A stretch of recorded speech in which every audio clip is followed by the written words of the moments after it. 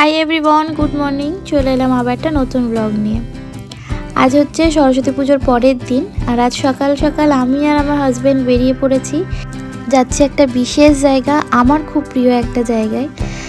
অনেক দিনের অপেক্ষা, প্রায় 1 বছর পর আমি যাচ্ছি। অনেক দিন ধরে ভাবছিলাম যাব কিন্তু কিছুতেই যাওয়া হচ্ছিল না। তো ফাইনালি অপেক্ষার অবসান ঘটিয়ে আজকে সেই জায়গায় যাওয়ার আমার সৌভাগ্য হলো। প্রায় 1 বছর পর সেখানে যাচ্ছি। কোথায় যাচ্ছি এখনই জানাচ্ছি না, ব্লগটা দেখতে থাকো, আস্তে আস্তে জানতে পারবে। তো এবছরের ফার্স্ট যে ব্লগটা ছিল সেখানে আমি তোমাদের বলেছিলাম যে ব্লগটা একটু অন্যরকমভাবে শুরু করার ইচ্ছে ছিল, কিন্তু সেইরকমভাবে শুরু করতে পারিনি। আর এটাও বলেছিলাম যে আমি যেদিন আমার ইচ্ছাটা পূরণ করতে পারবো সেদিন তোমাদের জানাবো যে আমি ব্লগটা ঠিক এরকমভাবে শুরু করতে চেয়েছিলাম। अंडा है क्या? বড় বড় আন্ডা দেয়। চোখগুলো দেখো শুধু। আরে শাবাশ, এই তোদের গায়ের পশমগুলো কোথায় গেল রে?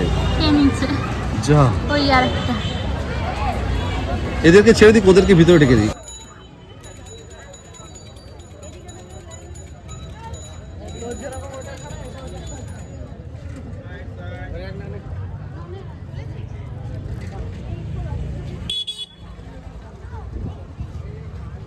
এত ভিড় আর এত লম্বা লাইন দেখে তোমরা হয়তো অনেকেই বুঝতে পেরেছো আমি কোথায় এসেছি।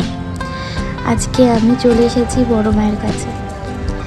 আজ প্রায় 1 বছর 1 মাস পরে আমি আবার বড় মায়ের কাছে এলাম।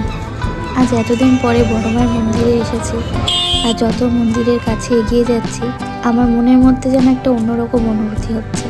সেই অনুভূতিটা আমি তোমাদের ভাষায় প্রকাশ করে বোঝাতে পারবো না। এই অনুভূতিটা তখন হয়েছিল যখন আমি বড় মাকে প্রথম দেখেছিলাম। মা হওয়ার পর বড় মায়ের কাছে আমি প্রথম এলাম। তবে আজকে পুজো দেব না, আজ একটা বিশেষ কাজে বড় মায়ের কাছে এসেছি। খুব তাড়াতাড়ি তোমাদের সাথে শেয়ার করব আজকে বড় মায়ের কাছে কেন গিয়েছিলাম।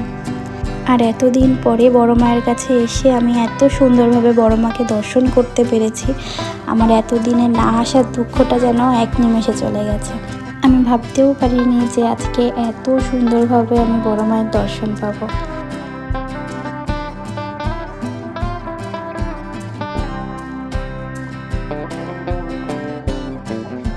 বড় মায়ের ওখান থেকে আমি গেছিলাম একটু কাছড়াপাড়ায়, কিছু কেনাকাটা ছিল, সেগুলো করে বাড়ি চলে এসেছি অনেকক্ষণ। তো রাতের রান্নার প্রিপারেশান চলছে। আজকে একটু মটর পনির বানাবো, তাই ভাবলাম তোমাদের সাথে একটু রেসিপিটা শেয়ার করি। আমি মটর পনিরটা একটু অন্যরকম স্টাইলে বানাই, সেটাই আজকে তোমাদের সাথে আর কি শেয়ার করব। তো ফার্স্টে কড়াই গরম করে নিয়েছি, কড়াই গরম করে এতে তেল দিয়ে নিয়েছি। আমি ফার্স্টে মশলা রেডি করব। তো মশলার জন্য আমি তেলের মধ্যে টমেটো কয়েকটা টুকরো করে মানে 4 ফালি করে দিয়ে নিয়েছি। খুব বেশি কোচানোর দরকার নেই, কারণ এটা আমি ব্লেন্ড করব। তারপরে আমি এর মধ্যে দিয়ে দেবো আদা কুচি। আর আজকে যেহেতু নিরামিষ খাবো তাই আদাটাই দিচ্ছি শুধু। আমিষের দিনে তোমরা চাইলে এটা করতে পারো, তখন পেঁয়াজ রসুনও দিতে পারো। তো আদার পরে আমি এখানে একটা শুকনো লঙ্কা দেবো। ঝালটা তোমরা তোমাদের অনুযায়ী দিও, আমি শুকনো লঙ্কার ঝালটা খাই না তাই আমি একটাই দিয়েছি। আর কয়েকটা কাঁচা লঙ্কা দেবো, তবে সেটা লাস্টের দিকে দেবো, এখনই দেবো না। তো এবার মশলাটাকে খুব ভালোভাবে ভেজে নেব।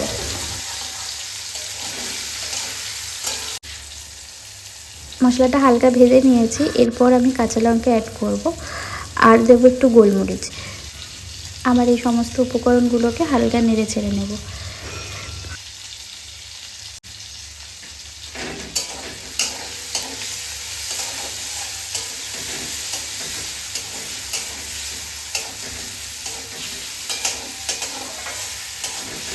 মশলা কিন্তু ভাজা হয়ে গেছে। আমি লাস্টে 1 চামচ মতো চালমগজ অ্যাড করে দিচ্ছি।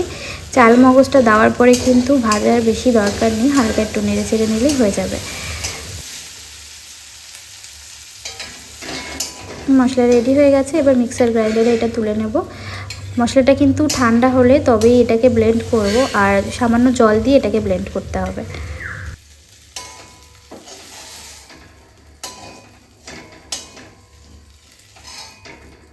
এবার ওই একই কড়াইতে সামান্য একটু সর্ষের তেল দেব আর দেব একটু বাটার।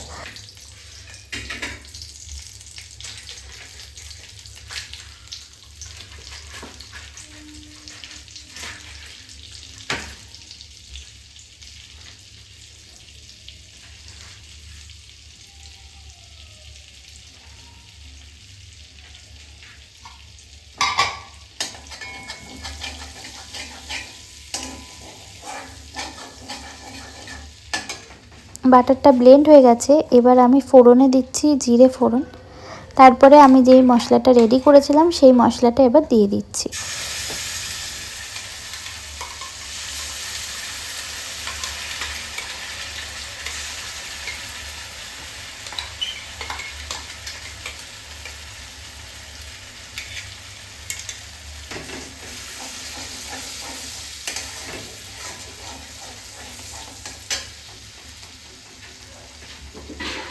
মিক্সার বাটিতে একটু জল নিয়ে সেই জলটাও দিয়ে দিলাম। এবার এই পুরো মশলাটা খুব ভালোভাবে কিন্তু আমি কষিয়ে নেব।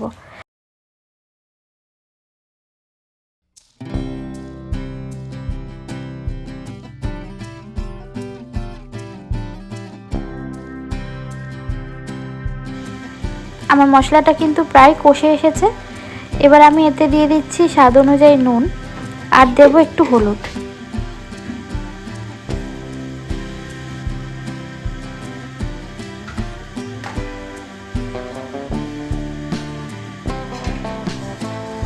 এই রান্নাটাতে আমি নুন আর হলুদ ছাড়া কোনো রকম গুঁড়ো মশলার অ্যাড করি না, এটা কিন্তু এমনিই টেস্ট লাগে খেতে। তো নুন আর হলুদটাকে খুব ভালোভাবে মিশিয়ে নিয়ে এর মধ্যে আমি আরেকটা জিনিস দেবো, সেটা হচ্ছে ফেটিয়ে রাখা একটু টক দই। তবে টক দইটা দেওয়ার সময় কিন্তু গ্যাসের ফ্লেমটাকে একদমই মিডিয়ামে করে নেবে, নাহলে কিন্তু দইটা কেটে যাওয়ার সম্ভাবনা থাকে। এবার আমি পুরো মশলাটা খুব ভালোভাবে কষিয়ে নেব আর ততক্ষণ পর্যন্ত কষাবো যতক্ষণ না মশলা থেকে একদম তেল ছেড়ে দিচ্ছে।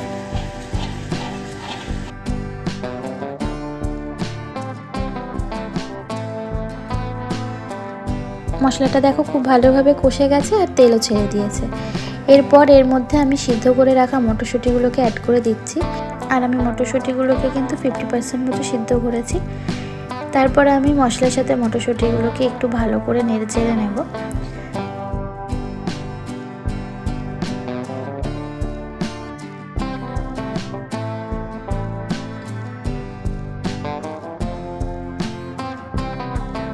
এবার আমি এতে পনিরটাকে অ্যাড করে দেব। আর এই পনিরটা আমি আগের থেকে একটু উষ্ণ জলের মধ্যে নুন আর চিনি দিয়ে ভিজিয়ে রেখেছিলাম। আমি এখানে পনিরটাকে কাঁচাই অ্যাড করেছি, তবে তোমরা চাইলে পনিরটাকে কিন্তু ভেজেও দিতে পারো। তো পনিরটাকেও হালকা একটু নাড়াচাড়া করলাম, খুব বেশি নাড়াচাড়া করার দরকার নেই, যেহেতু আমি কাঁচা রেখেছি পনিরগুলো ভেঙে যাওয়ার সম্ভাবনা থাকবে, তাই খুব বেশি আর নাড়ালাম না। এরপর আমি এর মধ্যে দিয়ে দিচ্ছি গরম জল। গরম জল দেওয়ার পরে আমি ঢাকনাটা দিয়ে ওই 1 মিনিট মতো একটু ভালো করে ফুটিয়ে নেব।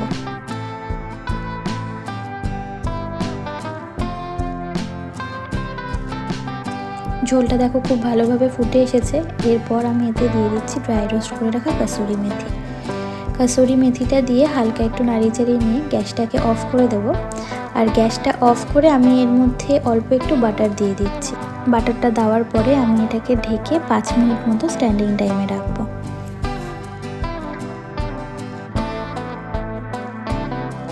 এই ছিল আমার মটর পনিরের রেসিপি ইন মাই স্টাইল।